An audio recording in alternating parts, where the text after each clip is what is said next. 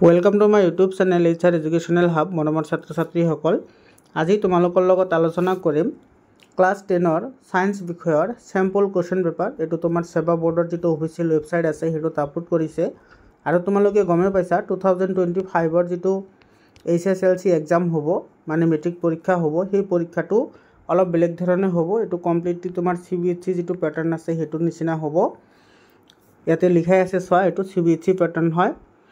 আৰু তোমালোকৰ যিবোৰ কুৱেশ্যন হ'ব গোটেইখিনি কুৱেশ্যন তোমাৰ কনসেপচন বেসড হ'ব তোমালোকে যদি ভিডিও চোৱা নাই তেতিয়াহলে ভিডিওবোৰ চাই লবা মই আগতে আপলোড কৰি থৈছো আৰু তোমালোকৰ যিটো একাডেমিক ক্যালেন্ডাৰ আছে এই একাডেমিক ক্যালেন্ডাৰতো এই কথাবোৰ ধুনিয়াকৈ আলোচনা কৰিছো তোমালোকে ভিডিওবোৰ চাই লবা এতে চোৱা যিটো সায়েন্সৰ স্যাম্পল কুৱেশ্যন পেপাৰ আছে আজি এটো আলোচনা কৰিম আৰু অহাকালি আলোচনা কৰিম তোমাৰ ক্লাস 10 मैथमेटिक्सर जो सैम्पल क्वेश्चन पेपर आछे हे क्वेश्चन पेपर आम आलोचना करिम तो इते जिबुर क्वेश्चन आछे हे क्वेश्चनबुर तुमालोকক केवल बुझुवार कारणे दिया होइसे एइबुरे जे तुमालोकर परीक्षात आहिबो हेतु कथा नाइ सो इते प्रथम जेतु प्रश्न आछे हे प्रश्नটো तुमार 1 मार्कर कारणे हबो आरो ए प्रश्नটো की কৈছে সোয়া इते এটা परीक्षा दिया आछे आरो एटु হৈছে तुमार चैप्टार 1 और क्वेश्चन হয় तो इते टोटल 80टा पेज आछे तो गोटेइखिनि तो আজি आलोचना কৰাটো সম্ভৱ নহয় তোমালোকক মই কেইটামান एग्जाम्पल হিচাপে দি তোমালোকক বুজাই দিম যে কেনে ধৰে তোমালোকে পঢ়িব লাগিব আৰু কেনেকুৱা ধৰণৰ কোৱেশ্চন তোমালোকৰ হ'ব পাৰে আৰু তোমালোকৰ সায়েন্সত যিবোৰ এক্টিভিটি আছে সেই এক্টিভিটিবোৰ তোমালোকে বহুত মনোযোগেৰে পঢ়িব লাগিব তোমালোকে চিন্তা কৰিব নালাগে ক্লাস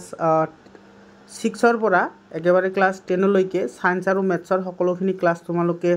এটু ইউটিউব চেনেলতে পাই যাবা গতিকে তোমালোকে চেনেলটো সাবস্ক্ৰাইব কৰি ৰাখা सो एते जेतु प्रथम प्रश्न होइसे प्रथम प्रश्नটো होइसे identify the product which represent a solid state in the above reaction एते এখন रिएक्शन दिया আছে সোয়া এই রিঅ্যাকশনত তার মানে কোনটো পদার্থ কি হ'ব তোমার সলিড হিসাবে উৎপন্ন হ'ব প্রোডাক্ট মানে বিক্রিয়াজাত পদার্থ হ'ব তো ইয়াতে তো কি আছে এটো আছে তোমার সোডিয়াম সালফেট আছে আৰু ইয়াতে আছে তোমাৰ বেৰিয়াম ক্লোৰাইড তো যদি সোডিয়াম সালফেট Na2SO4 আৰু আছে কি আছে তোমাৰ ইয়াতে বেৰিয়াম ক্লোৰাইড আছে BaCl2 এতিয়া এই দুটাৰ মাজত যদি বিক্ৰিয়া ঘটে তেতিয়াহলে কি উৎপন্ন হয় তোমাৰ বেৰিয়াম সালফেট আৰু উৎপন্ন হয় সোডিয়াম ক্লোৰাইড বুজি পালা এই যেটো বেৰিয়াম সালফেট আছে এটো তোমাৰ কি হয় অদক্ষেপ হিচাপে উৎপন্ন হয় যেটো তোমাৰ প্ৰেচিপিটেশন ৰিঅ্যাকশন বুলিও কোৱা হয় এই ৰিঅ্যাকশনটো তোমালোকে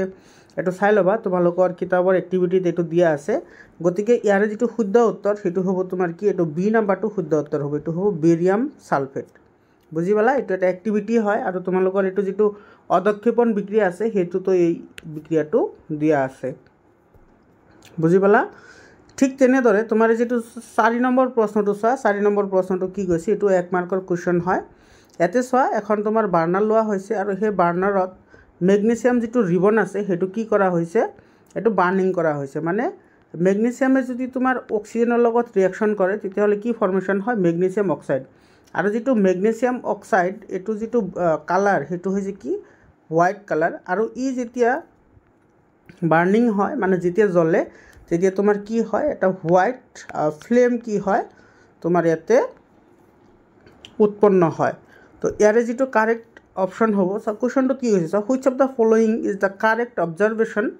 of the reaction shown in the above setup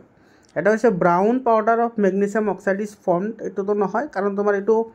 যেটো ম্যাগনেসিয়াম অক্সাইড আছে ম্যাগনেসিয়াম অক্সাইডৰ যেটো তোমাৰ কালার হেতু কি হ'ব হেতু হোয়াইট হ'ব বুজি পালা ইয়াতে সোয়া তোমাৰ এটো सी नम्बर जो ऑप्शन आछे एटु करेक्ट हो magnesium ribbon burns with brilliant white light एटु बगा हिखारे हेतु की करे जलि उठे बुझि पाला एटु तुमार क्लास 8 तो तुमालोके पढिसा एखिनि आरो याते तुमार जिखिनि आछे तुमार एकेबारे इजी হয় आरो 8 नम्बर जो क्वेश्चन आछे हे 8 नम्बर क्वेश्चन तो की কৈছে which of the following correctly represents a balanced chemical equation तो याते कोनটো बैलेंस्ड केमिकल इक्वेशन हिसाबे याते काम करिছে এতে আয়রনে তোমার পানির লগত বিক্রিয়া কৰিছে তোমাৰ এটো ফেরিক অক্সাইড উৎপন্ন হৈছে হাইড্রোজেন গ্যাস উৎপন্ন হৈছে তো এতে ব্যালেন্সড কোনটো আছে হেতু তুমি কি কৰিব লাগে ফাইন্ড আউট কৰিব লাগে তো ইয়াতে এটো তোমাৰ তিনিটা আয়রন আছে এতে তিনিটা আয়রন আছে এটা হাইড্রোজেন আছে 8টা ইফালে কেইটা আছে হাইড্রোজেন ইফালে আছে 8টা অক্সিজেন আছে কেইটা ইফালে 4টা আছে এতে অক্সিজেন আছে 4টা গতিকে এটো বি নাম্বাৰটো কাৰেক্ট হ'ব বুজি পালানে সিমিলাৰলি তোমালোকৰ যিটো বায়োলজি আছে বায়োলজি চেপ্টাৰৰ পৰা মানে 6 নম্বৰ যিটো চেপ্টাৰ আছে সেই চেপ্টাৰৰ পৰাও তোমাৰ কুৱেশ্যন আহিছে কেইটামান ভালেখিনি ইয়াতেতো তোমাৰ এইটোতো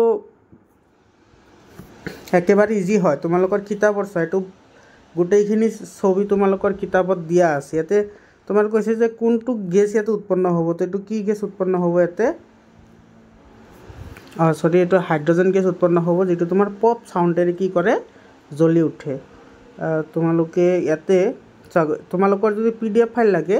তেতিয়াহ'লে তোমালোকে 7002824673 এইটো নম্বৰত হোৱাটছআপ কৰিবা মই তোমালোকক PDF ফাইলটো প্ৰভাইড কৰিম এৰ পিছত বায়োলজিৰ চাও বায়োলজিৰ তোমাৰ কেনেকুৱা ধৰণৰ কোৱেশ্যন আহিছে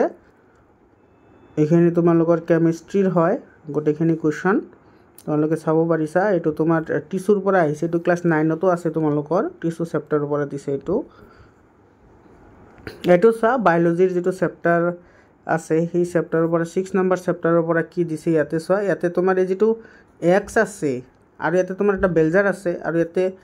ইয়াতে কি আছে তোমাৰ পটাছিয়াম হাইড্ৰক্সাইড আছে তোমালোকে যদি কিতাপটো ভালদৰে পঢ়িলে তোমালোকে গম পাবা তো বি নম্বৰটো কাৰেক্ট হ'ব এটা যেটো পটাছিয়াম হাইড্ৰক্সাইড আছে হেতু তোমাৰ উদ্ভিদৰ যেটো ফটোসিনথেসিস আছে বা হালকসংশ্লেষণ প্ৰক্ৰিয়া আছে তাৰ কাৰণে কাৰ্বন ডাই অক্সাইডৰ প্ৰয়োজন হয় কিন্তু পটাছিয়াম হাইড্ৰক্সাইড থাকিলে কাৰ্বন ডাই অক্সাইডখিনি হি অবজৰ্ব কৰিলে গতি সেই কাৰণে তোমাৰ এটো উদ্ভিদৰ ভালদৰে বৃদ্ধি নহয় বুজি পালানে ইয়াৰ পিছত এটো চোৱা যেটো তোমাৰ হাওফাও আছে হেতুৰ তোমাৰ ইয়াতে চিত্ৰ দিয়া আছে ধুনিয়াকে এটো তুমি আইডেন্টিফিকেশন কৰিব লাগে 1 2 3 4 এইকেটা কি কয় এইকেটা তুমি আইডেন্টিফিকেশন কৰিব লাগে তুমি তাৰ পিছত ইয়াতে চা যেটো তোমাৰ হিউম্যান ডাইজেস্টিভ সিস্টেম আছে হেতু তোমাৰ এটো ভালদৰে তোমালোকে চাব লাগিব এটো কেনেকুৱা ধৰণৰ হয় এটো আছে তোমাৰ এই যে ডাবল সাৰ্কুলেশন সিস্টেমৰ পৰা এটো দিছে মানে দ্বৈত ৰক্ত পৰিবহন তন্ত্ৰ এটো তবে হিউম্যান হাৰ্ট এৰ পৰা এটো তুমি আইডেন্টিফিকেশন কৰিব লাগে কোনটো কি হয় ইয়াৰ পিছত তোমাৰ যিখিনি তোমাৰ এনজাইমছ আছে বায়োলজিক্যাল এনজাইমছ আছে হেবোৰ তোমাৰ কি কাম আছে বা এইবোৰ তোমাৰ সিৰিয়ালি কোনবোৰ হ'ব হেবোৰ তুমি আইডেন্টিফিকেশন কৰিব লাগিব তোমালোকৰ বেটাৰ হ'ব তোমালোকে যদি PDF ফাইলটো লৈ লোৱা হেতু বেটাৰ হ'ব এটো চোৱা এই কোৱেশ্যনটো ইয়াতে আহিছে তো আজিৰ কাৰণে এইখিনিয়ে অহাকালি আকৌ তোমালোকৰ লগত আলোচনা কৰিম ক্লাছ 10 ৰ কেনেকুৱা ধৰণৰ কোৱেশ্যন হ'ব পাৰে ধন্যবাদ